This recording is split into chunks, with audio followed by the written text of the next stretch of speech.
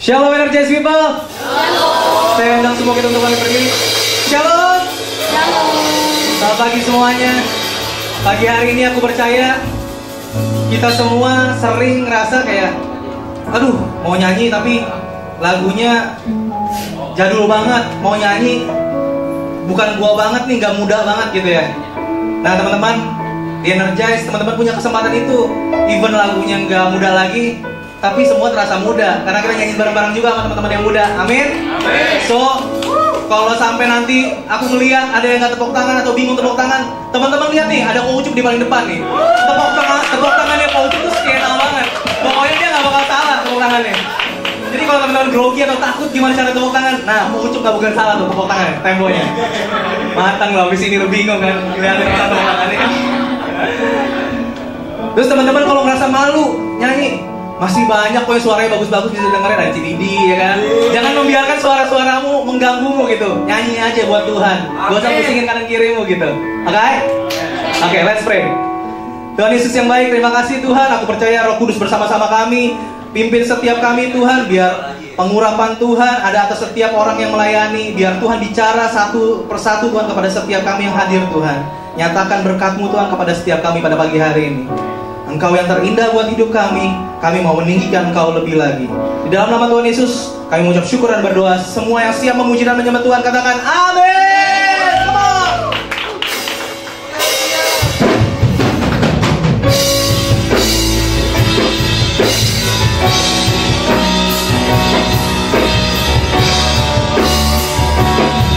Yes Lord, you are King, you are good Lord.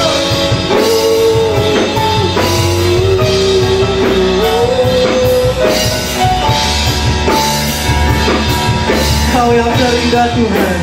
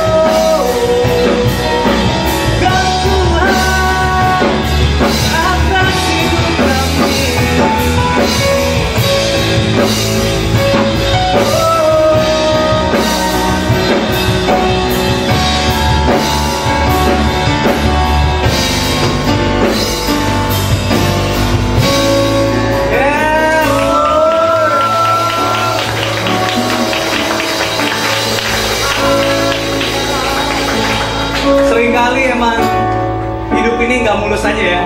Kayak tadi drummer di ending, nggak mulus saja.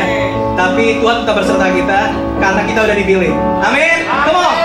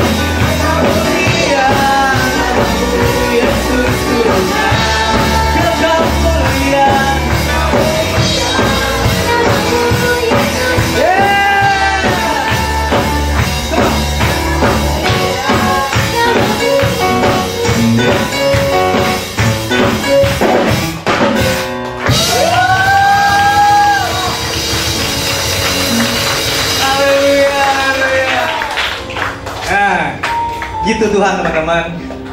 Baru kita melihat kesalahan orang lain. Saya barusan membuat kesalahan. Tapi teman-teman, kalau kita sebagai anak Tuhan, gak mesti orang lain tahu kesalahan kita. Teman-teman nggak tahu kan tadi saya salah? Mungkin beberapa tahu gitu. Tapi beberapa pasti nggak tahu. Karena anak Tuhan nggak perlu ngumbar, nggak perlu ceritain kesusahannya ke orang-orang banyak. Karena Tuhan pasti tolong kita. Amin. Begitupun juga setiap orang percaya pasti mendapat kemenangan dari Tuhan. Amin. Come on, lanjut.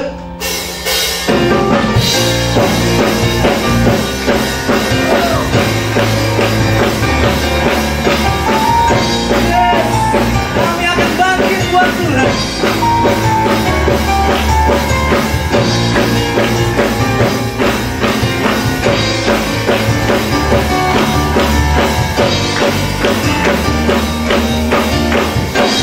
Mari kita semua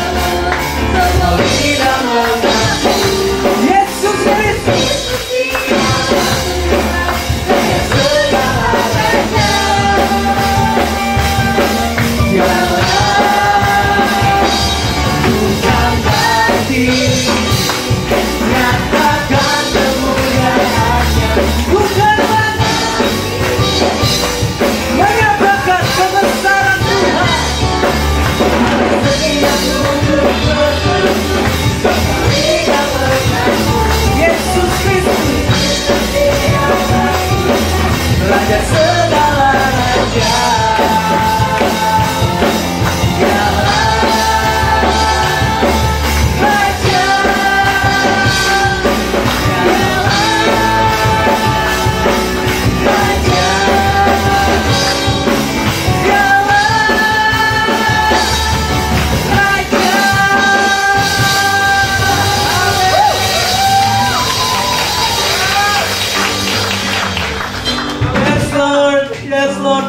Jesus. Kau yang terindah, Engkau Raja atas hidup kami. Kami percaya Engkau akan menuntun setiap kami melalui apapun perjalanan hidup kami.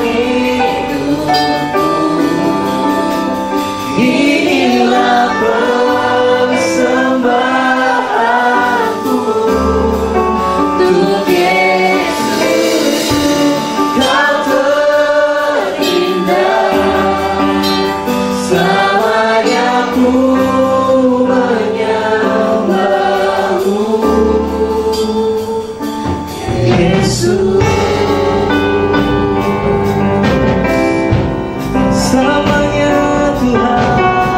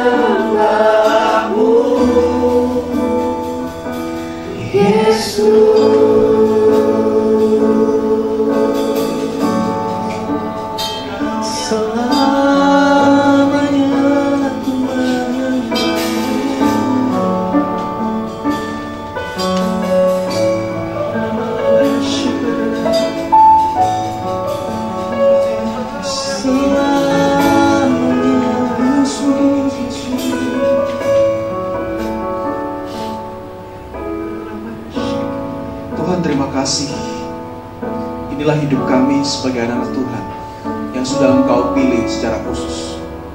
Kami bersyukur Tuhan bahwa ketika kami bisa menjadi anak-anak-Mu, ajar kami selalu memandang bahwa ini adalah anugerah untuk setiap kami. Kami gak layak Tuhan, kami banyak melakukan pelanggaran, kami terus jatuh ke dalam dosa yang sama. Namun kami selalu melihat kasih-Mu terlebih besar dari setiap dosa-dosa kami.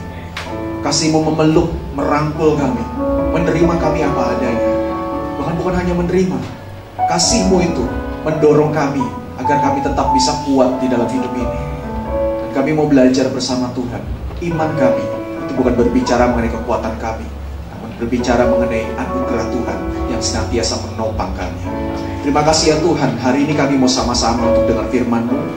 Dan biarlah Tuhan pagi hari ini kami boleh betul-betul dibentuk karena Injil. Injil adalah kekuatan Allah yang menyelamatkan setiap kami. Dan biarlah Injil itu sendiri yang boleh memerdekakan kami di dalam segala hidup kami. Kami ingin belajar mengenai sebuah komunitas. Dan biarlah Tuhan berbicara kepada kami lebih dalam lagi. Kami ingin dibentuk, kami ingin rendah hati, kami ingin seturut dengan firman-Mu. Terima kasih ya Tuhan. Berbicaralah bagi setiap kami karena kami siap untuk mendengar. Demi nama Yesus Kristus Allah kami yang hidup, kami berdoa, kami bersyukur. Mari sama-sama kita katakan amin. Oke, shalom. Sebelum duduk kasih tos kiri kanannya, gue seneng lihat lo hari ini. Wow, auranya asik ya penyembahan hari ini ya. Wow. Kasih tepuk tangan dulu buat kita semua. Yes. Oke, thank you worship leader, pemusik keren sekali ya. So, hari ini kita kembali lagi di tempat ini untuk sama-sama menggumulkan satu topik atau satu tema yang penting sekali buat kita pahami, yaitu adalah family in community ya. Sama-sama kita katakan apa? Family in community. Oke, hari ini kita mau belajar mengenai sebuah komunitas. Tadi saya dapat bocoran dari pastor ya, karena kita kayak sepertinya ingin membuat sebuah komunitas yang kecil ya, yang lebih kecil sepertinya. So itu adalah kabar yang bagus sekali, kabar yang sangat indah. Kenapa? Karena percayalah teman-teman, komunitas di gereja itu nggak cukup buat kita. Sama-sama bilang apa? Nggak cukup buat kita. Bilang kiri kanannya, komunitas gereja nggak cukup buat kamu. Nggak cukup. Nggak cukup dalam artian apa? Bukan nggak cukup dalam artian kita itu nggak bisa belajar Tuhan dalam gereja ini. No, bukan itu. Tapi gini, pertumbuhan rohani kita itu bukan cuma mengarah ketika kita ada di gereja aja. Kita harus paham bahwa kehidupan rohani kita itu penuh dengan sebuah kesulitan demi kesulitan. Setuju apa setuju? Ya kan? Kita banyak pergumulan, kita banyak tantangan hidup. Kita ketemu teman-teman kita mungkin yang nggak percaya Tuhan. Bagaimana kita harus tetap memegang iman kita? Gimana kita masuk dalam sebuah circle yang sebenarnya mungkin itu adalah circle yang apa ya? Yang toksik ya. Terus gimana kita nggak kebawa dalam circle itu?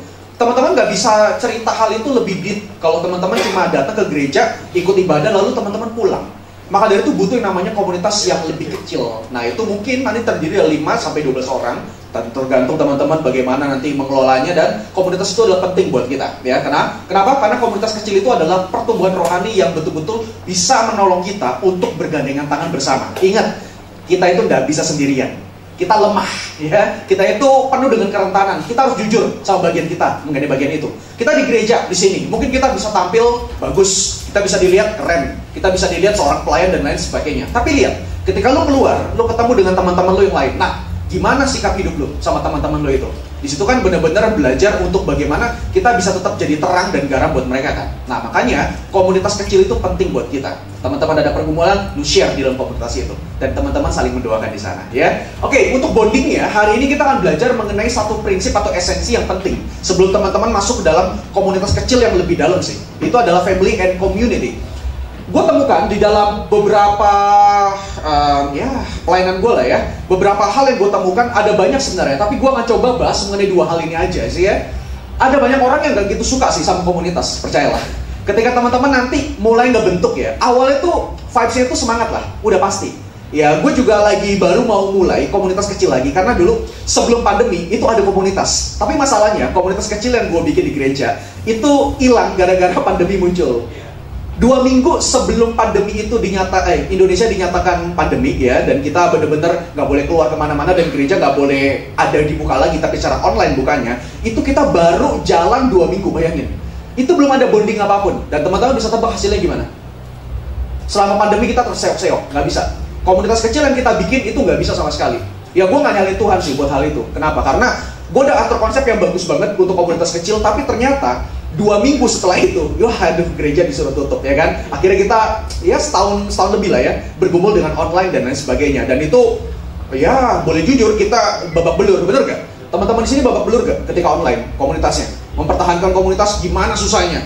Pastor itu paling lebih paham gimana untuk follow up teman-teman yang ada. Pengurus jauh lebih paham gimana follow up teman-teman. Cuma masalahnya biasanya pasti akan ada orang-orang yang nolak komunitas, bener gak? Di follow up, dibalesnya lama ya, sengaja nggak dibales, atau cuma di read tapi nggak dibales, itu sakit hati sih ya.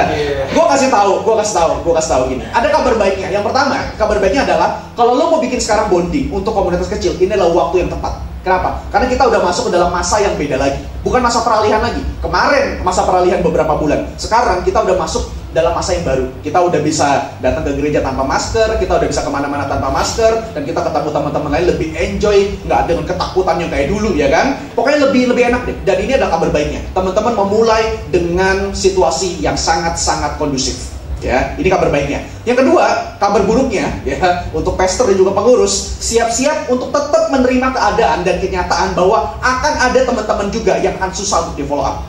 Karena nggak semuanya punya semangat untuk berkomunitas kecil ya. Banyak orang yang akan punya alasan dan banyak alasan. Nah, make sure pagi hari ini gue akan coba bahas minimal ada 2 alasan kenapa orang itu nggak mau sih join ke dalam komunitas yang lebih kecil ya. Banyak orang nolak, dan dari pelayanan yang udah gue alamin, gue minimal nemu 2 hal ini yang paling umum, yang paling sering gue temuin. Yang pertama, ada orang yang bakal bilang dia tuh nggak suka komunitas ya. Bahasa lebih gaulnya buat anak-anak Z itu apa ya? Gue ini orang yang introvert. Nah, coba lihat kiri kanannya, ada gak muka-mukanya di sini? Wow, pokoknya denger lagunya, kalau lagu-lagunya pokoknya lagu-lagu indie aja deh ya kan. Pokoknya lagu-lagunya kalau Badanera masih ada sampai sekarang, didengerin Badanera terus ya. Badai Tuhan telah berlalu. Sambil denger, sambil rintik-rintik hujan, sambil nangis ya kan. Males berkomunitas ya kan. Pokoknya pengennya tuh sendiri, itu adalah waktu yang paling terbaik buat kita. Coba bilang kiri kanannya, lu apa bukan itu? Kayaknya iya ya, kayaknya ada ya. Kayaknya yang ekstrovert enggak juga ya. Gue sih nggak melo kayak gitulah. Gue malah lebih seneng rame. Oke, tapi kita harus paham juga ada orang-orang yang memang lebih suka menyendiri. Dan dia kan kasih alasan begini. Ya, gue lebih nyaman sendirian sih kok gitu ya. Gue lebih nyaman sendirian sih pastor. Gimana ya? Kurang nyaman buat open sama orang. Oke, lu pahamin dulu. Dan buat teman-teman yang memegang paham yang seperti ini, percayalah poin pertama ini akan mendobrak teman-teman ya. Poin yang kedua, ada juga orang yang bilang gue kecewa sama orang di dalam komunitas itu sendiri. Ini adalah tipikal orang yang modelnya sakit hati mulu. Coba lihat kiri kanannya lagi. Ada gak orang-orangnya di sini? Senggol dikit bacok gitu ya. Senggol dikit baper ya. Diomongin dikit langsung gak mau datang ke gereja. Ada gak? Ada, gue yakin. Tiap gereja punya model orang yang kayak gini. Dan orang model kayak gini itu menyusahkan orang. Tau gak kenapa? Kita yang ada di dalam komunitas itu, kita juga ikut susah. Kenapa? Karena setiap ada dia, kita harus benar-benar menjaga omongan kita. Kita nggak bisa otentik, betul nggak? Karena kalau kita mau otentik, kita langsung kepikiran, aduh nanti dia tersinggung lagi. Tersinggung nggak ke gereja lagi. Nggak ke gereja, gue yang nggak enak lagi, ya kan? Kayak gitu tuh, itu kan menyusahkan orang. Dirinya sendiri juga disusahkan juga. Dia nggak akan enjoy sama siapapun. Karena dia akan selalu berprasangka buruk sama orang. Ini nih, udah ada labeling. Ini nih orang yang suka ngomongin orang. Oh ini nih orang yang paling rame nih. Jadi nanti gue juga diomongin sama dia nih. Oh ini siapa nih? Dua-duanya menyusahkan buat dirinya sendiri dan juga menyusahkan buat orang lain dalam komunitas itu. Tapi gue berdoa hari ini, 2 poin ini akan gue coba bahas di dalam pembahasan kita ya. Semoga dua bagian ini yang apa ya? Yang benar-benar nyangkut sama teman-teman. Entah teman-teman adalah orang yang introvert yang merasa komunitas itu nggak cocok buat teman-teman. Teman-teman bisa berubah worldview-nya, pola pikirnya. Atau yang kedua, teman-teman pernah kecewa sama komunitas. Gue mau kasih tau di depan, nggak ada satu komunitas yang sempurna. Even itu adalah gereja, nggak ada. Lu nggak akan temukan satu gereja yang sempurna, itu nggak bakal ada. Banyak orang yang bilang begini, gue kecewa sama gereja ini, sama komunitas ini. Akhirnya dia angkat kaki, dia cabut, dia mau pergi ke gereja lain. Ya nggak apa-apa. Gue selalu bilang sama anak-anak gue yang gue bina di Depok, gue bilang kalau lu kecewa sama komunitas, lu kecewa sama Koko, ya, lu kecewa sama gue, nggak apa-apa. Kalau lu mau cabut gereja, it's okay, lu cari gereja yang menurut lu itu perfect, yang sempurna, lu cari. Kalau ada, lu datang sama gue, lu kasih tau gue, ini gerejanya, gue mau lihat kayak gimana modelnya. Nggak ada sama sekali. Dan lu tahu ketika dia udah cabut dari komunitas itu, dia masuk komunitas itu lagi, nggak bertahan lama tuh, karena dia nemuin sebuah kekecewaan lagi. Ingat ya, orang yang masuk dalam sebuah komunitas dengan rasa kecewa, itu akan keluar juga dengan rasa kecewa. Lu ingat itu. Kalau lu masuk komunitas, lu menganggap bahwa komunitas ini adalah komunitas yang perfect, yang sempurna, yang bisa terima gua dalam segala hal, lalu lu akan merasa bahwa gak ada orang yang toksik dalam komunitas itu adalah salah besar. Apalagi kalau lu masuk dalam komunitas itu dalam sebuah kondisi hati yang masih punya kepahitan sama komunitas sebelumnya. Gua tekanin sama lu gak bakal nemuin sebuah komunitas yang sempurna. Karena memang pada dasarnya gak ada komunitas yang sempurna. Betul? Bilang kiri kanan lu, gak ada tuh. Gak ada ya.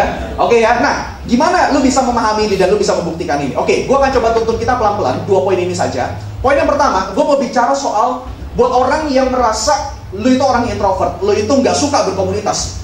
Lu harus tahu satu hal. Lu harus tahu apa? Bahwa komunitas itu adalah gaya hidup dari Allah kita. Sama-sama kita bilang apa? Komunitas itu gaya hidup Allah kita. Jadi gue mau bilang di depan, kalau lu nolak sebuah komunitas untuk lebih lebih membentuk lu, komunitas kecil lah atau apapun, sebenarnya lu sedang menolak bagaimana desain Allah itu atas diri lu sendiri.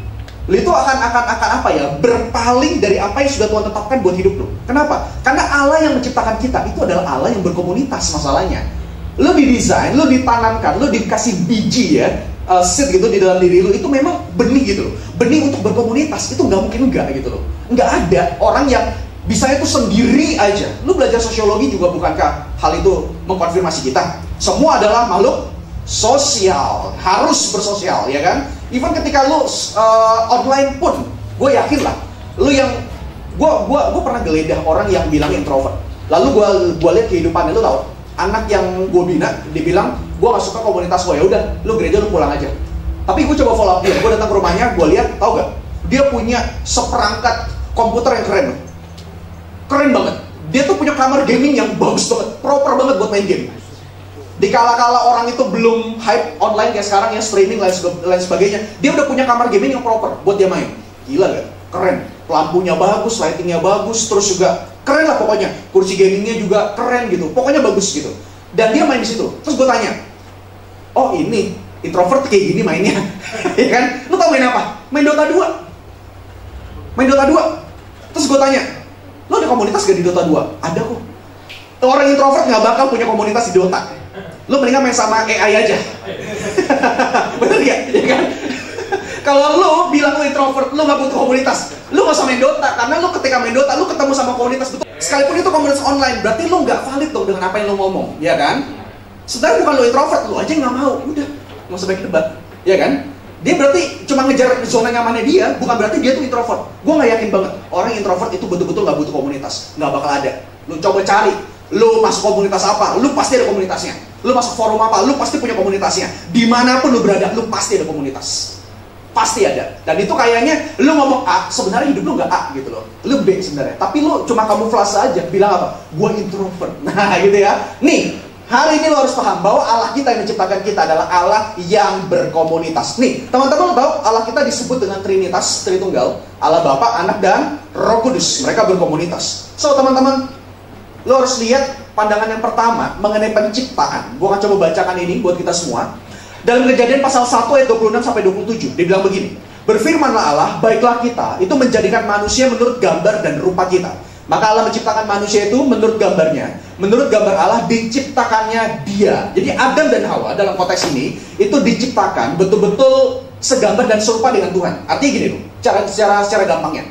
Ketika Tuhan itu adalah Allah yang berkomunitas, Bapa, Anak, dan Roh Kudus, dia itu saling mengasihi dalam circle-nya, di dalam kekudusannya. Ketika dia menciptakan kita itu juga berarti ada sebuah benih untuk berkomunitas juga. Nggak mungkin nggak. Lo kalau lihat Adam dan Hawa ketika diciptakan, pertama kali yang diciptakan siapa? Adam, ya kan? Ketika Adam diciptakan, ada nggak Allah membiarkan Adam sendirian? Enggak tuh. Allah tahu bahwa Adam itu nggak baik kalau seorang diri saja. Makanya Allah itu akhirnya nanya sama Adam, coba deh, lu cari deh, Dari semua ciptaan gue yang udah gue ciptain, coba cari temen buat lo, yang sepadan buat lo. Puji Tuhan, Adam gak pilih monyet. Kalau Adam pilih monyet, ya udah kita udah butut nih sekarang. Ya enggak? Ya puji Tuhan, Adam gak pilih jerapah. Kalau enggak leher lo panjang sekarang. Ya kan? Lo pelukan susah tuh. Lo pernah lihat gambarnya gak sih di Instagram itu? Kayak buaya pelukan sama gajah tuh. Kan gak bisa ya. Itu ada di gambar-gambar meme kayak gitu ya. Ya coba lo bayangin deh, andai kata Adam milih salah satu hewan dari apa yang sudah Tuhan ciptakan, lo gak bakal seperti ini. Coba lihat kiri kanannya, ada yang hidungnya kayak babi. Lu jangan ngapain, bukan? Maksud gua tuh yang babi dalam realnya gitu. Lu tahu Sun Gokong kan? Film Sun Gokong Kerasakti kan? Cepat kayak itu kan? Nah kayak gitu tuh hidungnya tuh. Nggak ada kan kita kan? Kita kayaknya normal-normal aja. Bedanya paling mancung sama pesek. Tapi bukan hidung babi kan? Pesek itu bukan hidung babi, lu juga pesek. Tapi masa lu ngatain gue hidung babi? Ya enggak kan, gitu kan? Jadi sebenarnya ya enggak ada. Puji Tuhannya, Adam itu nggak milih hewan. Amin. Ya kan? Akhirnya dia juga nggak dapatkan apa-apa. Makanya Allah datang. Oke. Ketika lu tidur, gua akan ambil tulang rusuk lu dan berikan lu Hawa. Lu lihat, bukan Adam yang cari, tapi Allah yang memberikan. Itu mengkonfirmasi banget loh. Sebenarnya memang kebutuhan kita itu adalah berkomunitas, nggak bisa enggak. Karena dari penciptaan lu harus sadar, desain lu dalam diri lu itu nggak ada yang betul-betul lu bisa hidup sendirian. Lu itu butuh orang lain, minimal 1 atau 2 orang. Maka dari itu komunitas kecil itu adalah hal yang paling bagus buat lu dalam pertumbuhan iman. Yang kedua, kalau lu lihat lagi bergerak tentang Allah kita, gue tertarik banget di dalam peristiwa baptisan Yesus sih, ya. Lalu tahu peristiwa ini dalam Matius 3 ayat 16-17. Kita baca sama-sama ya. 1, 2, 3. Sesudah dibaptis, Yesus segera keluar dari air, dan pada waktu itu juga langit terbuka dan ia melihat Roh Allah seperti burung merpati turun ke atasnya. Lalu terdengarlah suara dari sorga yang mengatakan, inilah anakku yang kukasihi, kepadanyalah aku berkenan. Wow. Buat gue ini adalah relasi yang sangat-sangat apa ya, sangat-sangat sweet lah ya, dari Allah Tritunggal gitu loh. Karena gini ya, ketika Yesus itu turun ke dalam dunia, dia itu kan berinkarnasi menjadi manusia. Dia menambahkan satu natur dalam dirinya. Dia Allah 100%, dia juga manusia 100%. Dia ada di tengah-tengah dunia.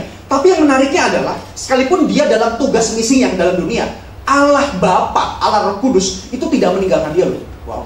Dan itu dikonfirmasi sebelum Yesus itu masuk dalam pelayanan. Ketika Yesus belum masuk dalam pelayanan, dia dibaptis. Dan peristiwa pembaptisan ini adalah membuktikan bahwa betul-betul Allah Tritunggal itu adalah Allah yang benar-benar sangat cinta sama yang namanya komunitas. Ketika Yesus dibaptis, terdengar suara dari sorga. Suara siapa itu? Suara Bapa yang mengakui, inilah anakku yang kukasihi. Wow, lihat penegasannya. Bukan cuma bilang, inilah anakku, tapi ada penegasan, inilah anakku yang kukasihi. Berarti relasinya bukan cuma relasi kekeluargaan, tapi kekeluargaan yang penuh dengan cinta kasih. Wow, itu Allah kita. Amin. Dan bukan cuma Allah Bapa yang mengakui Yesus, bukan cuma berdua, tapi ada siapa? Roh Kudus dalam rupa burung merpati itu turun loh atas Yesus. Itu mengkonfirmasi lagi bahwa sebelum Yesus masuk dalam sebuah pelayanan, ini adalah sebuah apa ya? Sebuah pintu yang baru buat Yesus. Sebelum dia terjun dalam pelayanan, sebelumnya dia cuma menjadi tukang kayu profesional dan lain sebagainya. Akhirnya dia masuk dalam masa pelayanan, dan sebelum masuk ke dalam masa pelayanan dia, Roh Kudus mengkonfirmasi bahwa di dalam pelayananmu 3,5 tahun sampai kamu mati, aku tidak akan pernah meninggalkan kamu sekali-kali. Wow. Dan bukankah ini terus dikonfirmasi ketika Yesus ada di dalam Taman Getsemani? Dia juga akhirnya naik ke bukit, ya kan? Dia berdoa di sana, dia berdoa di Taman Getsemani. Dia berdoa kepada siapa? Kepada Bapa. Dia tetap berkomunitas, dia tetap berrelasi. Kenapa? Dia tahu dia nggak kuat sebagai seorang manusia. Yesus manusia 100%. Dan gue mau bilang, dia juga dihantui dengan semua ketakutan yang kita alami ketika kita menjadi manusia. Karena Yesus 100%, dia tahu apa artinya lapar, dia tahu apa artinya haus, dia tahu apa artinya capek, dia tahu apa artinya ketakutan. Dan itu Yesus ketika di dalam dunia.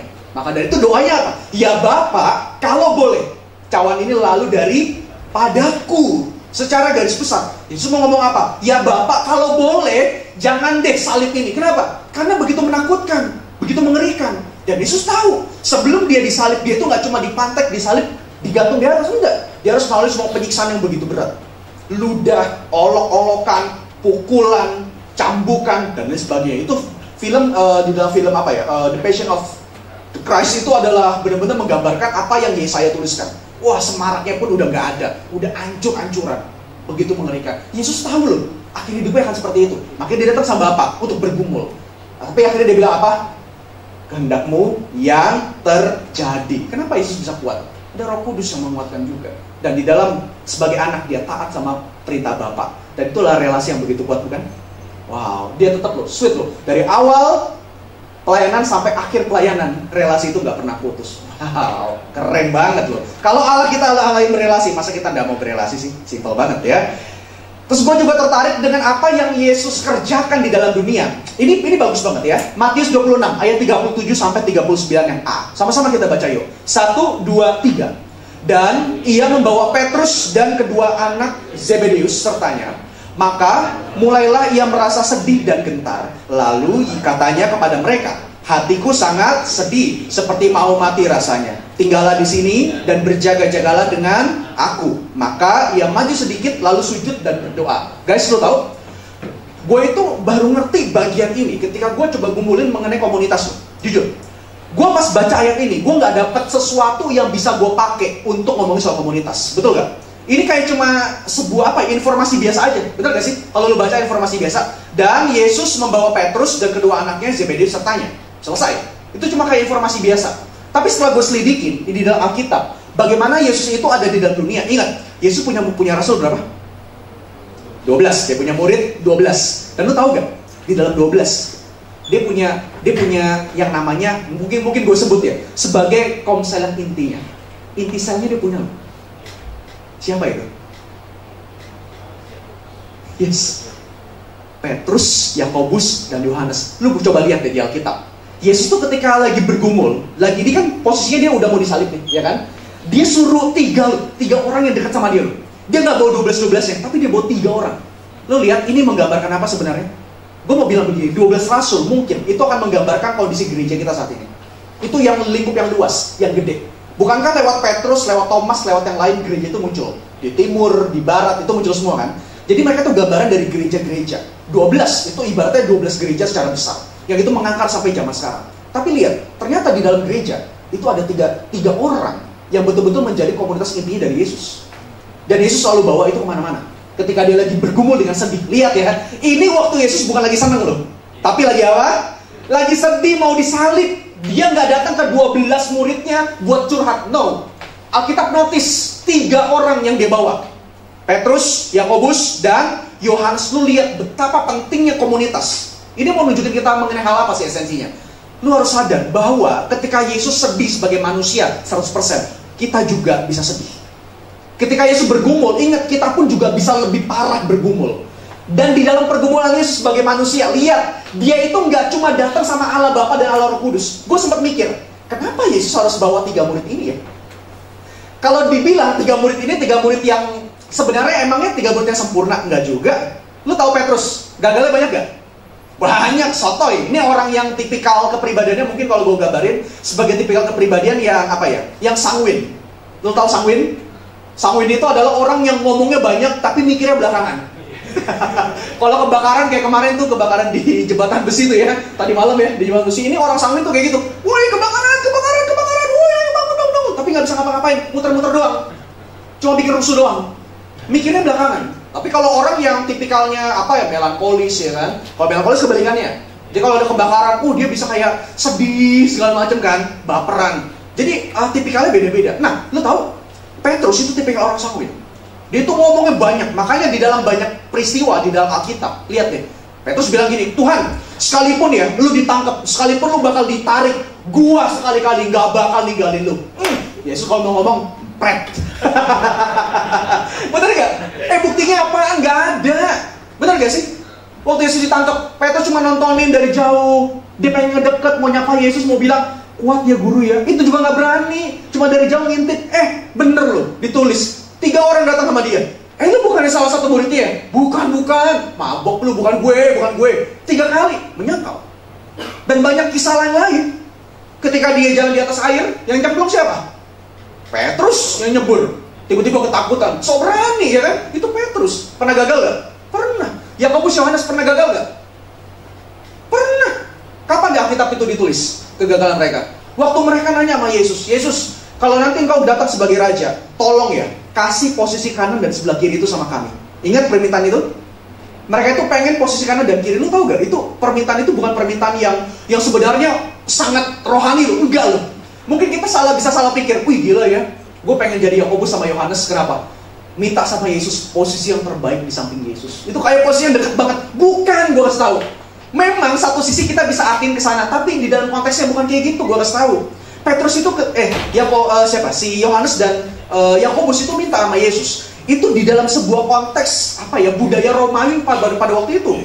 Mereka kan dijajah sama Roma, belum merdeka pada masa Yesus ya kan. Jadi orang-orang Roma itu udah tahu tuh, yang jadi kaisar itu nggak bakal bisa digeser kecuali anaknya yang bakal lurusnya jadi kaisar, betul nggak? Kerajaan kan kayak gitu sistemnya, betul kan? Nah, orang-orang itu tahu dia nggak bakal bisa jadi kaisar kalau dia bukan garis keturunan. Maka dari itu mereka ngincernya apa? Posisi. Orang-orang zaman dulu kalau mau dapat kelas yang VVIP, mereka harus ngapain? Kejar posisi. Mereka tahu gue nggak bisa jadi raja, tapi nggak apa-apa. Sekalipun gue nggak bisa jadi raja, minimal gue bisa jadi tangan kanan, tangan kiri raja. Gue bakal dapat fasilitas dan semua hal yang enak. Kalau lu baca tradisinya lagi, itu lebih dahsyat lagi buat menegaskan kita. Orang-orang salah satunya ya, orang-orang yang ada di dalam circle VVIP kerajaan itu, mereka tuh kalau ada pertunjukan di Colosseum, ya kan, mereka punya kayak gitu, bulat yang bunyi lingkaran gitu, mereka dapat kursi-kursi VIP, nggak kayak rakyat sipil yang lain. Terus mereka otomatis dapat gaji lebih gede dan lain sebagainya. Asik gak sih buat cuan? Asik lah, jaminan gak buat hidup? Jaminan lah. Dan lo tahu ketika Yohanes sama Yakobus minta, lo jadi ngerti maksudnya kemana? Dia pengen ngincer apa? Ada udang di balik batu kan? Ngomongnya aja keren kelihatannya. Yesus, gue mau dong posisi kanan dan kiri. Bukan sebagai posisi kepercayaan tangan kanan Yesus, bukan. Tapi dia cuma minta apa? Keuntungan dari ikut Yesus. Itu kegagalan mereka. Sebenarnya kalau lu cek di dalam Alkitab, itu banyak murid yang gagal. Sekalipun gak ditulis semuanya sih, tapi banyak sih. Dan gue yakin semua yang ditulis di Alkitab itu menegaskan bahwa gak ada murid satupun yang sempurna. Tapi menariknya, kita sambung lagi di sini. Menariknya, waktu Yesus bergumul, kenapa? Pertanyaan gue, Yesus nggak datang sama Allah Bapa aja, sama Allah Roh Kudus. Masuk akal gak? Dia sebagai Allah nih, komunitasnya bagus banget. Yang tadi kita udah bahas di awal, komunitasnya itu deep banget sama Allah Bapa dan Allah Roh Kudus. Kenapa nggak Yesus berdoa aja langsung datang sendirian, minta kekuatan dari Roh Kudus dan taat kepada Bapa? Kenapa nggak langsung Yesus datang kepada Allah Bapa dan Allah Roh Kudus? Kenapa dia bawa 3 bocil ini buat ngikutin dia? Kenapa? Lo tahu? Secara sederhana, hal ini ingin menegaskan kepada kita dan mengajarkan kita hal yang sederhana, bahwa kalau Yesus pun di dalam dunia, dia bisa menerima orang yang tidak sempurna untuk menjadi komunitas kecilnya yang bisa turut sepenanggungan di dalam kesusahannya, kesulitannya, pergumulannya, turut mendoakan dia. Masa sih kita nggak mau? Gua kasih tahu, kalau Yesus lakukan itu dalam kemanusiaannya, dia tetap mencari manusia untuk bisa mendoakan, untuk bisa berbagi beban. Come on, kita juga harus dong. Amin. Bilang ke kiri kanan lu, gua butuh. Nah, ya. Bilang lagi kiri kanan ya, gua bukan butuh duit lu, tapi gua butuh lu. Jangan salah ya, nanti lo kalau cuma mau ditraktir bakso doang lagi di situ, bakso rusuk. Enak banget. Oke ya. Gue akan tutup poin pertama ini dengan sebuah kalimat. Waktu kita mengasihi sebagai keluarga, kita itu lagi praktekin kasih dari Allah Tritunggal. Amin. Sama-sama kita baca yuk. 1, 2, 3. Waktu kita mengasihi sebagai keluarga, kita itu lagi praktekin kasih Allah Tritunggal. Dan gue mau bilang itu hal yang sangat mulia buat setiap kita. Amin. Praktekan itu. Yang kedua, buat orang-orang yang merasa kecewa dengan komunitas. Nah, gue mau bilang, komunitas itu memang gak ada yang sempurna. Untuk jelasin ini, gue akan ambil contoh yang paling gampang. Lu tahu gereja yang paling sempurna di dalam Alkitab? Kira-kira, menurut lu apa? Dalam perjanjian baru. Banyak gereja tuh. Gereja Efesus, gereja Galatia, ya kan? Gereja Filipi, gereja mana? Menurut lu gereja mana yang paling perfect dari semuanya? Pernah tahu?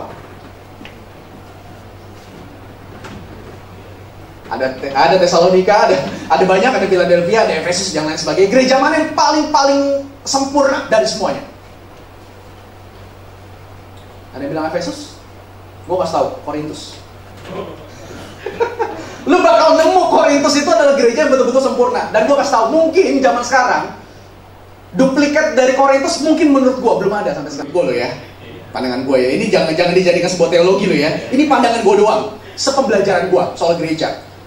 Kalau gue baca surat Korintus itu tuh kayaknya gereja Korintus tuh betul-betul gereja yang Bisa dipandang gereja yang idaman banget lah, perfect banget. Lu tahu gereja Korintus kurang apa? Pengajarnya banyak loh. Ada Petrus, ada Paulus, ada Apolos, lengkap mereka pengajarnya. Nanti gue mau bahas di sini. Terus juga karunianya kurang apa? 12 karunia rohani dia punya semua di gereja. Gue tanya di sini, ada yang bisa nafsir bahasa roh? Ada? Gereja kita ada bahasa roh, tapi kita nggak ada yang bisa nafsir bahasa roh. Belum, mungkin ada, tapi jarang sekali. Tapi lo tahu di gereja Korintus ada, dan banyak source-nya. Yang bisa bahasa roh juga banyak, yang punya karunia lain juga banyak. Mereka penuh dengan karunia. Sekarang buat nyari pemusiknya susah banget, bener gak? Mereka punya semua. Mereka lengkap semuanya. Tapi lu lihat ya, yang menarik adalah gue mau bilang begini. Lihat gini. Sekeren-kerennya gereja Korintus, selengkap-lengkapnya pelayanan mereka, sekeren-kerennya karunia mereka, lu lihat. Mereka tuh gak lepas dari namanya masalah. Wih, ngeri kan? Sekarang gini gue tanya, menurut lo, standar gereja dalam pikiran lo, ya gereja yang ideal, gereja yang baik itu kayak gimana? Gereja yang dilihat bagus, pelayannya banyak, oke? Salah satu tolak ukur, kuantitinya, uangnya banyak, oke? Ini nggak naif ya, oke? Uangnya banyak, gereja butuh duit, betul, ya kan? Apalagi takaran gereja yang bagus apa aja? Jemaatnya banyak, kuantiti, apalagi? Fasilitas, oke? Keluarin semuanya di otak lu. Pikirin ini gereja GSJ ini 20 tahun ke depan mau jadi gimana? Kau pikirin munculin ya, tapi duitnya dari kalian juga nanti. Ya. Kita punya sebuah standar, betul nggak? Dalam otak kita kan? Ini gereja yang bagus. Dan rasanya biasanya kita terjebak sama pikiran kita sendiri. Gini, kita merasa ini gereja bagus nih. Kalau dia punya ini. Tapi kita juga akhirnya mengabaikan. Dan kita melupakan. Kalau gereja punya ini. Kita menganggap gini loh. Masalah tuh selesai dalam gereja. Pikirin itu gak? Terkadang kita mikir, gereja kita kekurangan pelayan nih sekarang. Misalkan, gereja kita kekurangan pelayan. Akhirnya kita berpikir, andai kata pelayan kita banyak ya, gue kasih tahu, apakah itu menyelesaikan masalah? Enggak. Gue kasih tahu, kalau pelayan lu gak berpusat pada Kristus, itu jadi masalah buat gereja. Lu pikir, gereja ini kurang gede, harus dibangun ya. Kita butuh donatur, butuh orang-orang yang punya uang banyak. Tuhan kasih. Apakah selesaikan masalah? Gue tanya. Fakta membuktikan, makin banyak orang-orang kaya di gereja yang gak cinta Tuhan, itu malah memperburuk situasi gereja. Nggak jadi masalah, malah itu bikin masalah yang besar banget buat gereja. Nggak ada takaran apapun. Dan gue mau bilang, nggak ada komunitas yang sempurna sih. Nggak ada. Jangan pernah punya ideal masing-masing dalam pikiran lu bahwa ketika lu punya ini, gereja lu nggak bakal ada masalah. Ketika lu punya ini, komunitas lu nggak bakal ada masalah. Nggak ada jaminan apapun. Semuanya pasti bakal tetap bermuara sama masalah. 10 menit terakhir gue akan coba habisin poin ini. Yang pertama, gue mau ajak kalian ngeliat mengenai Korintus ya. Di Korintus itu tadi udah gue bilang, mereka punya banyak hal yang mereka bisa banggakan. Nah, tapi masalahnya, mereka itu punya masalah yang pertama, permasalahan golongan. Ini menarik ya. Jangan-jangan nanti ini juga jadi masalah kalian loh. Jadi make sure dulu di depan, jangan sampai ini juga jadi masalah buat kalian ya. Oke, sama-sama kita baca dulu. 1, 2, 3. Karena kamu masih manusia duniawi, sebab jika di antara kamu ada iri hati dan perselisihan, bukankah hal itu menunjukkan bahwa kamu manusia duniawi dan bahwa kamu hidup secara manusiawi? Karena jika yang seorang berkata, aku dari golongan Paulus, dan yang lain berkata, aku dari golongan Apolos, bukankah hal itu menunjukkan bahwa kamu manusia duniawi dan bukan yang rohani? Pastor, di tempat ini ada berapa? Ada berapa? Ada berapa hamba Tuhan di sini? Ada beberapa ya? Di atas 5 ada? Yang khotbah di sini di atas 5 ada? Ada? Ya, kita ngomong 5 lah minimal, ya kan? 5 pastor di sini yang aktif berkhotbah. Punya pastor kesukaan? Jujur aja. Ada pastor kebanggaan, misalkan gini ya. Nih, kalau dia khotbah gue seneng banget nih, gitu ya. Sebaliknya, kalau dia khotbah ketua nih, nggak nyambung sama gue. Kamu anak muda sering kayak gitu, pilih-pilih, bener gak? Ya kan? Gue yakin lo lebih seneng sama pastor lo, karena lebih muda, ngomongnya lebih nyambung, ngomongnya asik gitu loh, ya kan? Kalau orang yang lebih tua, yang udah umur 70 khotbah, gila, kayaknya dia ada di surga, gue di dunia nih. Ya jauh banget. Come on. Kita tuh kayak punya pastor kebanggaan kita masing-masing. Gue bilang nggak salah sih. Kita punya kayak apa ya? Punya kayak orang yang betul-betul kita tanda kutip ya, idolakan secara rohani. Ada masalah. Apalagi jadi bapak buat kita, tidak masalah. Tapi lo tahu di gereja Korintus itu jadi masalah besar. Mereka itu mempermasalahkan masalah golongan. Bayangin, mereka itu punya pengajar hebat-hebat. Ada Paulus, ada Apolos, ada Petrus. Bahkan ada orang-orang yang militan sama ajaran Yesus. Ada 4 golongan di sana. Wih, mereka tuh secara, mungkin gue bilang ya, secara teologi, itu tuh mereka teologinya keren banget. Bukan bicara soal karunia-karunia doang. Teologi mereka kuat, hebat. Doktrinnya kuat banget. Tapi lo lihat, apakah itu menjadikan orang yang ngerti doktrin gereja itu menjadi aman? Enggak. Gue mau balikin lagi. Lu punya doktrin yang bagus, lu punya doktrin yang dalam tentang sesuatu. Kalau gue pegang reform, gue mau bilang, sekalipun gue pegang doktrin reform secara kuat, kalau doktrin reform gue itu gak berpusat kepada Kristus, itu percuma. Gue gak bakal bisa khotbah di teman-teman Pentakosta. Gue gak bakal bisa khotbah di teman-teman karismatik. Gue gak bakal bisa khotbah di teman-teman Injili lain sebagainya. Gak bisa. Kalau kita itu punya sebuah pegangan yang kuat, kita bakal jadi orang yang benar-benar tertutup sama segala sesuatu. Dan kita akan menggunakan apa yang kita percaya, apa yang kita pegang itu untuk menyerang orang lain. Percayalah. Makanya gue bilang, doktrin yang kuat itu nggak ngaruh. Gue dari gereja yang mungkin bisa dibilang doktrinnya kuat, tapi gue nemukan juga doktrin yang kuat itu nggak mempersatukan gereja ternyata. Bisa percaya juga, bukan doktrin yang salah, jangan salah paham. Bukan doktrin yang salah, tapi ya orang-orang yang salah. Karena dengan doktrin itu mereka nggak bergantung sama Kristus, itu yang salah. Lalu tahu gereja Korintus juga alami masalah yang seperti itu, ya kan? Masalah golongan, mereka juga sama. Masalah yang kedua yang mereka alami adalah masalah status sosial. Nah, ini penting sekali ya. Coba sama-sama kita baca dulu ayat ini. 1, 2, 3. Sebab pada perjamuan itu, tiap-tiap orang memakan dahulu makanannya sendiri, sehingga yang seorang lapar dan yang lain mabuk. Apakah kamu tidak mempunyai rumah sendiri untuk makan dan minum? Atau maukah kamu menghindarkan jemaat Allah dan memalukan orang-orang yang tidak mempunyai apa-apa? Apakah yang kukatakan kepada kamu, memuji kamu? Dalam hal ini aku tidak memuji. Itu kata Paulus. Dan ini tahu, dalam masalah ini ada masalah yang penting sekali. Masalah status sosial. Orang Korintus, banyak orang kayanya. Tapi ada juga orang yang kurangnya. Gue gak sebut mereka miskin, tapi orang yang kurang dari orang yang kaya. Dan lu tahu ketika mereka, kebiasaan gereja mereka tuh habis berkomunitas mereka makan. Nah, di sini kayak gitu kan? Nanti boleh investornya, habis komsel makan-makan tuh keren ya. Tapi jangan libatin ke satu orang yang bayar, kasihan. Ya rontok juga nanti dia malah kecewa sama komunitas. ya ada lah ya dana-dana khusus ya. Itu bagus juga sih untuk menolong kekeluargaan. Karena Yesus kan sering pakai makanan untuk penginjilan juga ya kan. Nah, tapi masalahnya orang Korintus itu ketika lagi makan, mereka tuh biasanya makannya itu sistemnya tuh kayak potluck gitu loh. Orang kayak bawa. Nah, pas dikumpulin orang-orang kaya itu kan bawanya banyak. Oh mungkin kalau zaman sekarang ya yang kaya-kaya bawa rendang, ya bukan tulangnya loh ya, dagingnya gitu kan. Rendang bukan cuma kulitnya, bukan cuma lemaknya tapi dagingnya full. Ya mereka bawa, ada bawa ayam, pokoknya bawa yang berat-berat lah, yang mahal-mahal. Yang kurang itu paling cuma bawa apa? Sayur, kerupuk, paling cuma bawa lalapan gitu. Nah orang Korintus itu tuh parah banget. Mereka itu bilang apa? Yang miskin itu nanti makannya, belakangan.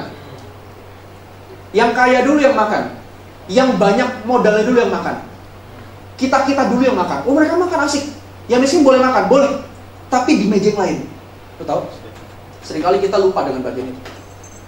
Kita terlalu keasikan sama komunitas kita sendiri. Bahkan di dalam komunitas kecil itu bisa jadi bahaya. Gue kasih tau dari sekarang. Komunitas kecil lo, sekalipun lo kecil, lo harus ingat, lo nggak boleh cuma bergaul dengan 1 atau 2 orang aja. Yang mungkin menurut lo itu ada orang yang cocok dengan lo. Ingat, ada 1 atau 2 orang lainnya yang mungkin juga bergumul untuk ditemenin. Notice sama mereka, lihat mereka, pandang mereka. Dalam kepengurusan gue gereja Chinese. Rata-rata dari dulu kepengurusan gereja gue tuh pengurusnya, bahkan dari sekolah minggu sampai atas, itu rata-rata orang yang matanya sipit. Chinese semua. Gue gak bilang saya lagi itu gereja salah, enggak. Tapi pas gue bilang sama mereka, gereja kita tuh nggak boleh gereja yang benar-benar cuma mementingkan etnis doang. Yang layak ke GKBJ apakah cuma orang Tionghoa? Enggak. Orang Kupang banyak loh di gerejaku. Banyak banget. Orang Kupang banyak. Orang Jawa banyak. Orang Batak ada.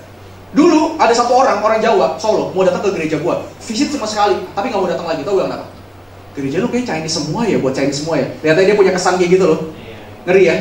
Hati-hati loh. Gue lagi nggak ngomong soal gereja suku tuh salah ya, bukan ya. Tapi sikap eksklusif itu terkadang itu bisa dibaca sama orang dan akhirnya membuat orang gak nyaman. Jangan sampai komunitas kecil lo kayak gitu maksud gue. Kalau gereja dalam lingkup besar, oke lah, mereka punya tantangan sendiri, punya pergumulan sendiri. Kenapa mereka butuh gereja etnis gitu loh. Tapi komunitas kecil, gue pikir gak perlu kayak gitu. Makanya di dalam komunitas gue di gereja, akhirnya gue pilih pengurus. Di zaman gue baru kepilih, ada orang Kupang jadi pengurus. gue mix semuanya, gue tarik. Sekarang lagi nyari orang Jawa nih, belum ada aja. ada tapi di atas, yang tua-tua, yang remaja-remaja belum ada. Baru ada orang Kupang, tapi gue tarik. Banyak orang yang bilang, dia kayaknya agak kurang nih. Kurangnya dalam arti gini loh, apa? Kayak mungkin dia orangnya lambat gitu ya, lambat berpikir atau apa. Buat gue gak masalah. Emang kenapa? Ada dia di dalam kepengurusan emangnya bisa membuat komunitas ini menjadi hancur? Enggak juga. Bukankah kita dipanggil untuk saling mendukung satu dengan yang lainnya? Rangkul. Dan sekarang awalnya dia mungkin kayaknya kena apa ya? Rasanya sama diri sendiri tuh kayak gue lihat ya, dia tuh nggak pede dulu sebelum jadi pengurus. Sekarang pas dia udah jadi pengurus, gue lihat tuh dia pede loh. Dia ke gereja lebih berani pakai baju yang gaya gitu. Ke gereja lebih berani senyum, ngobrol. Dulu enggak. Dia merasa apa? Dia Kupang sendiri, yang lain Chinese. Tapi sekarang pas gue tarik jadi pengurus, gue bilang, oh iya, ini perubahan culture ini benar-benar berubah. Nah, gue pengen komunitas kecil juga kayak gitu. Ingat ya, ketika lu lagi nyaman sama 2-3 orang, ada 2-3 orang lainnya juga yang membutuhkan kasih sayang dari lu. Cie, bilang kiri kanannya, tenang, gue sayang sama lu. Oke ya. Oke, yang terakhir, permasalahan terakhir ya. 2 menit terakhir, oke. Permasalahan terakhir adalah permasalahan karunia. Ini tadi gue bilang. Sama-sama kita baca, 1, 2, 3. Demikian pula dengan kamu memang berusaha untuk memperoleh karunia-karunia roh, tetapi lebih daripada itu, hendaklah kamu berusaha mempergunakannya untuk membangun. Kenapa Paulus bilang untuk membangun jemaat? Karena waktu itu rusuh mereka, ya. Singkat aja karena waktu. Singkat aja. Dia bilang gini, orang-orang yang punya karunia rohani tertentu, bahasa roh, superior banget, menganggap orang yang nggak bisa bahasa roh itu adalah orang yang tidak punya Roh Kudus. Itu dipertentangan terus, dibenturin. Makanya akhirnya banyak orang yang akhirnya berantem dalam komunitas itu. Aku mau bilang, message yang penting buat kita gini. Sepinter-pinter apapun lu dalam karunia lu dalam melayani, ingat, kehadiran lu dalam gereja itu nggak memperbaiki gereja apapun. Gua kasih tau. Jangan pernah lu merasa dengan kehadiran lu gereja itu bakal lebih baik. Nggak ada. Sekalipun lu memang dipakai buat pelayanan, tapi gue mau tanamin dalam diri lu nggak boleh punya berpikiran kayak gitu. Ada gua, nggak ada gua, gereja itu berpengaruh. Nggak ada. Tuhan itu bisa pakai batu, Tuhan bisa pakai malaikat, Tuhan bisa pakai pohon buat bernyanyi, betul? Kenapa dia pakai lu? Anugerah. Waktu lu merasa dalam diri lu, merasa kalau nggak ada gua, nih gereja pasti kurang. Gua mau bilang, lu salah besar. Tanpa lu Tuhan bisa melakukan hal yang besar buat gereja ini. Dan itu, waktu zaman dulu, itu jadi sebuah masalah. Mereka merasa superior dan lain sebagainya. Dan lu tahu dari ini semua kita belajar apa? Kekeluargaan itu dibangun, bukan di atas kesempurnaan. Sorry. Bukan dibangun di atas kesempurnaan, namun penerimaan akan kelemahan. Wow, ya kita baca sama-sama yuk. 1, 2, 3. Kekeluargaan itu dibangun bukan di atas kesempurnaan, namun penerimaan akan kelemahan. Wow, amin. Bilang sekali lagi kiri kanan, walaupun lu lemah, gue tetap sayang. Ya, oke ya. Oke, gue akan tutup sama satu ayat yang penting buat kita semua. Ini ayat gospel buat kita, kunci buat kita. Matius 27, 50-51 bilang begini. Yesus berseru pula dengan suara nyaring, lalu menyerahkan nyawanya. Dan lihatlah, tabir bait suci terbelah 2 dari atas sampai ke bawah. Dan terjadilah gempa bumi dan bukit batu terbelah. Tahu kenapa komunitas itu penting buat kita saat ini? Karena Yesus ketika dia mati di atas kayu salib, dia sudah membelah tabir yang menjadi sebuah pemisah antara orang yang bisa masuk ke tempat kudus dan orang yang masuk ke tempat yang biasa. Itu tabir itu terbelah. Dan buat Yesus apa? Ketika aku sudah mati, tidak ada lagi si kudus, si kafir. Nggak ada lagi yang namanya si layak, si tidak layak. Nggak ada lagi yang namanya si paling bagus sama si paling jelek. Nggak ada lagi namanya si paling guna dan si paling gak guna. Nggak ada. Semuanya itu berguna di mata Tuhan. Amin. Dan kalimat paling terakhir, gua akan tutup dalam kalimat John Piper. John Piper pernah bilang begini.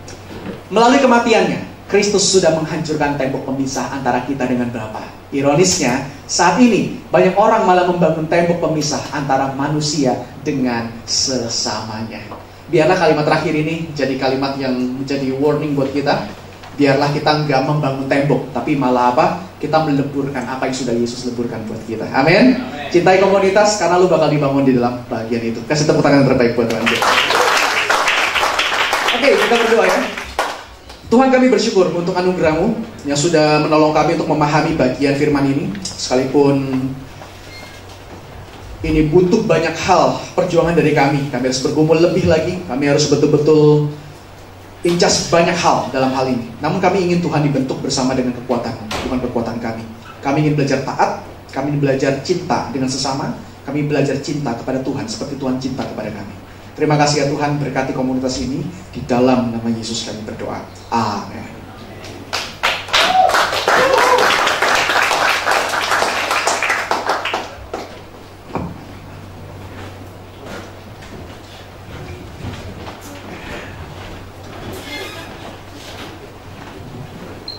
Oke, sekali lagi shalom. Shalom. Teman-teman yang diberkati boleh berikan tepuk tangannya. Aku percaya Tuhan bicara sesuatu lewat pastor. Thank you so much. Teman-teman, kita udah diberkati. Saatnya kita memberkati pekerjaan Tuhan melalui berkat yang ada di tangan kita, melalui persembahan. Sebelumnya kita mau berdoa dulu. Terima kasih Tuhan buat kehadiran Tuhan dalam ibadah pagi hari ini, buat suara Tuhan. Kami mau dengar, kami mau tangkap, kami mau jalani Tuhan dalam kehidupan kami. Biar kami tahu Tuhan rasa enaknya berkomunitas. Biar kami tahu kami bisa menjadi berkat di komunitas Tuhan. Biar kami tahu saat kami lemah, kami pun bisa ditolong oleh komunitas. Terima kasih Tuhan. Sekarang kami memberikan yang terbaik daripada apa yang kami miliki. Dalam nama Tuhan Yesus, ucap syukur, haleluya. Amin. Mari memberi dengan sukacita teman-teman semua.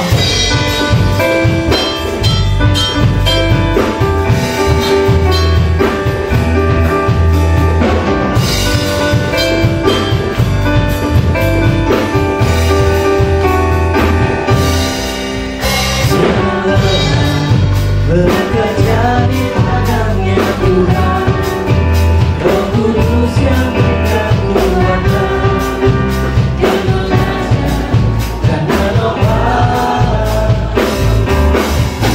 Tiada lelah bekerja bersamamu Tuhan, yang selalu mencukupkan atas segalanya. Rasa bintangnya bergelombang, timbul matanya yang berubah, menjadi siap dibangun di atas dasar kita. Sampai bergelombang, timbul matanya yang berubah, menjadi siap dibangun. Menjadi siap dibangun, menjadi siap dibangun di atas dasar iman. Terima kasih untuk persembahan teman-teman semua. Tuhan Yesus memberkati.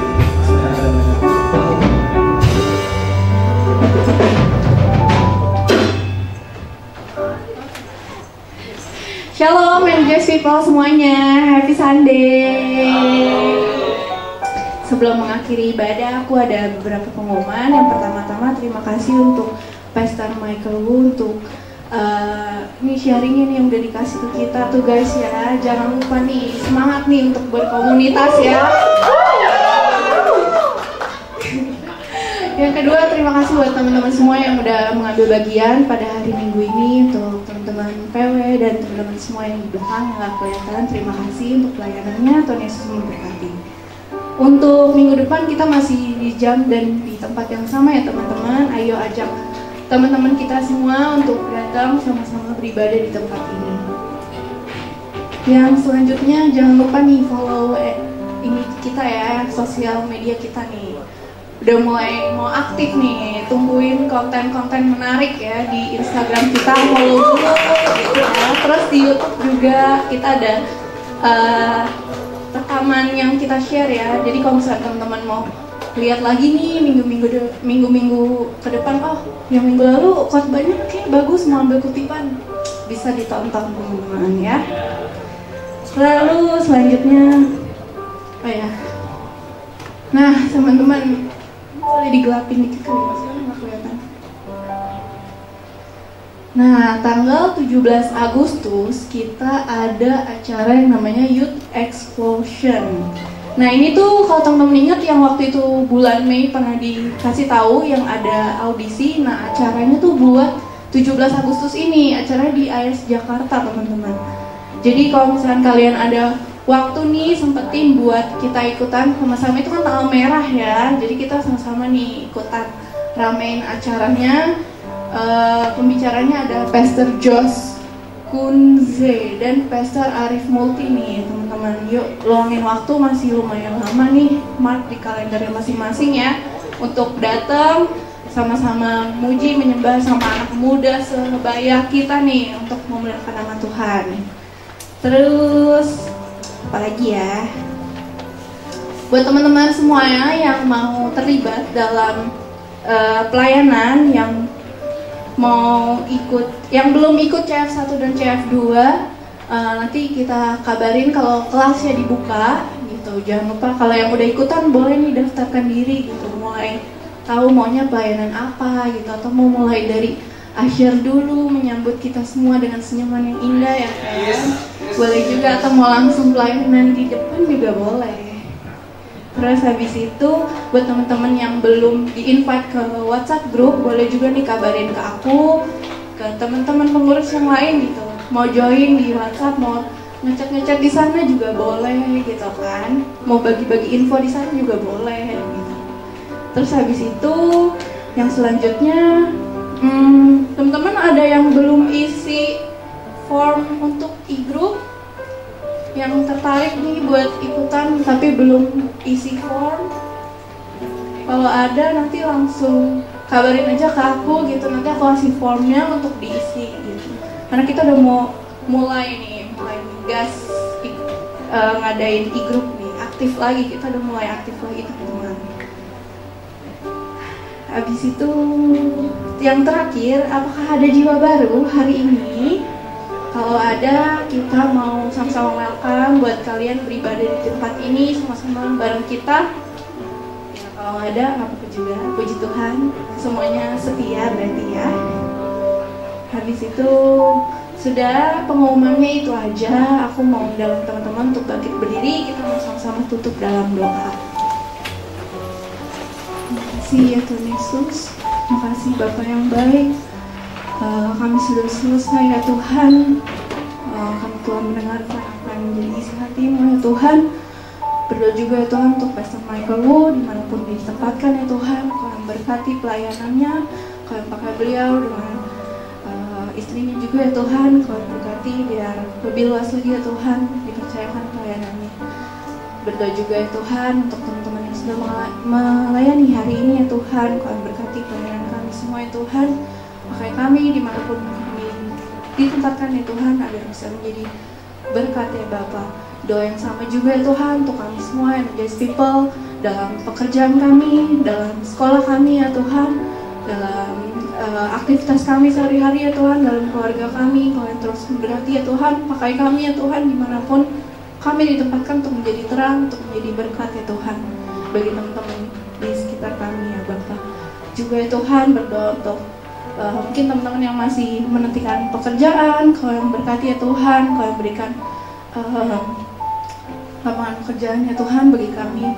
Juga ya Tuhan yang menantikan pasangan, Kau yang berkati ya Tuhan, biar Engkau yang memberikan teman sepadan ya Tuhan yang bagi kami yang sesuai ya Tuhan. Juga berdoa ya Tuhan untuk gereja ini ya Tuhan, Kau yang berkati Om Peter sebagai gembala sidang ya Tuhan, sampai ke pengurus-pengurus KKA, pengurus-pengurus kaum muda semua yang Kau yang berkati ya Tuhan, biar kami bisa bersinergi ya Tuhan untuk melayani Tuhan di tempat ini.